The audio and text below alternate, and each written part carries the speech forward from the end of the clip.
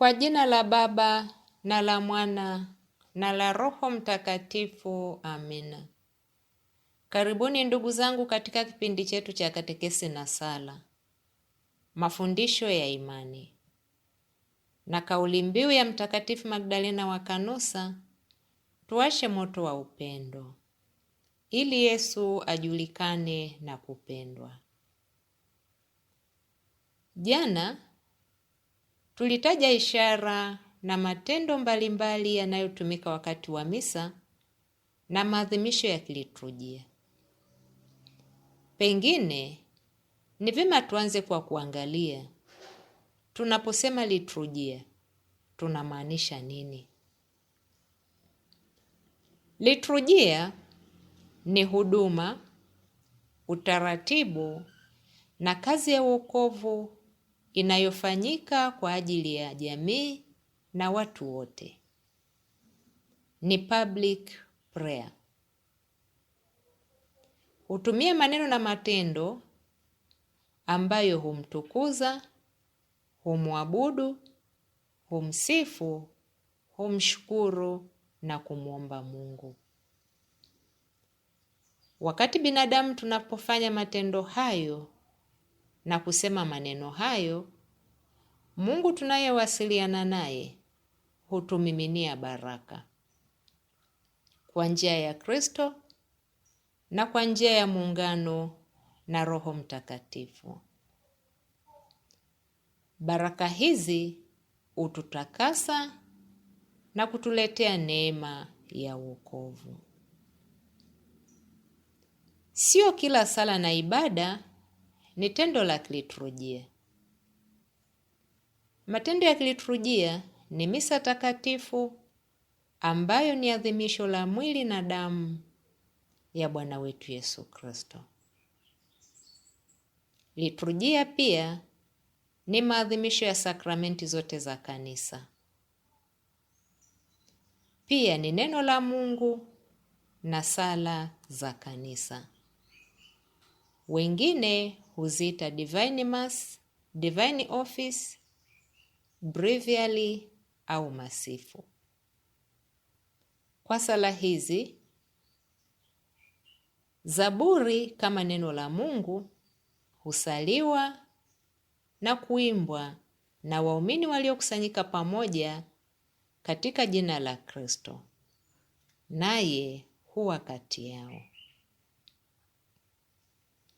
Sala nyingine kama Rozari Takatifu, Rozari ya Huruma ya Mungu, novena tunazojiwekea ni ibada za majitoleo za mtu binafsi, private devotions.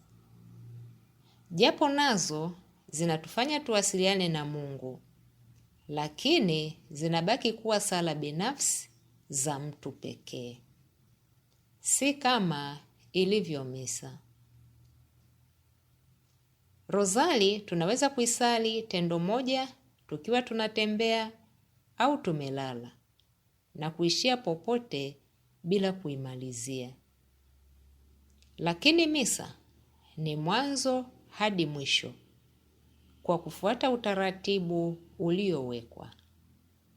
Hakuna nusu misa, kuishia njiani au kuchagua vipengele kadhaa tu. Misa ni misa kama utaratibu ulivyo. Katika tendo la kiliturujia, mwanadamu anaingizwa katika muungano wa upendo wa maisha ya Utatu Mtakatifu. Yesu alisema, mtu akinipenda atashika neno langu, na Baba yangu atampenda, nasi tutakuja kwake na kukaa naye. Yohane sura ya 14 mstari wa 23. Tunampenda kwa maneno na matendo, kuanzia kwenye ushiriki wetu katika maadhimisho ya kiliturujia. Kwa uwasili wake, katika adhimisho la kiliturujia, Mungu hushuka chini ili akutane na binadamu, na binadamu huinuka kiroho ili akutane na Mungu wake. Mawasiliano ambayo yalikatika katika bustani ya Eden baada ya kosa la Adam na Eva. Lakini Kristo kwa njia ya mateso, kifo, ufufuko na kupaa kwake mbinguni amejenga tena daraja hili lililovunjika na kutufanya tuweze tena kumwendea Mungu katika sala. Mungu ashuke chini na kukutana na binadamu, tendo ambalo hufanyika katika adhimisho la misa takatifu. Anashuka katika maumbo ya mkate na divai. Kwa macho hatumuoni, ila kwa imani tunasadiki. Hii ndiyo liturujia. Ili makutano hayo yafanyike, mwanadamu anapaswa kujiandaa kikamilifu. Anajiandaa vipi? Hiyo itakuwa tafakari yetu katika juma hili.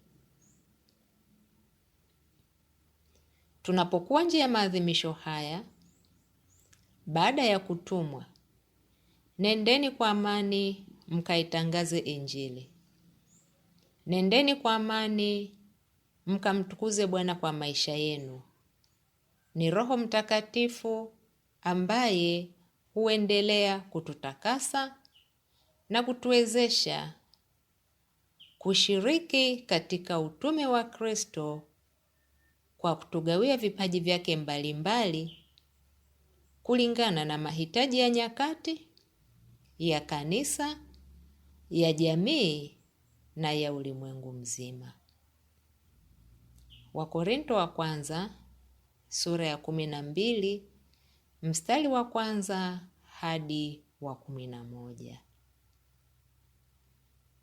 Tuwe wote kesho tunapoanza kuvichambua vipengele hivi vya misa, na hasa kwa kuanza na sehemu ya kwanza ya misa, liturujia ya neno. Kwa jina la Baba na la Mwana na la Roho Mtakatifu.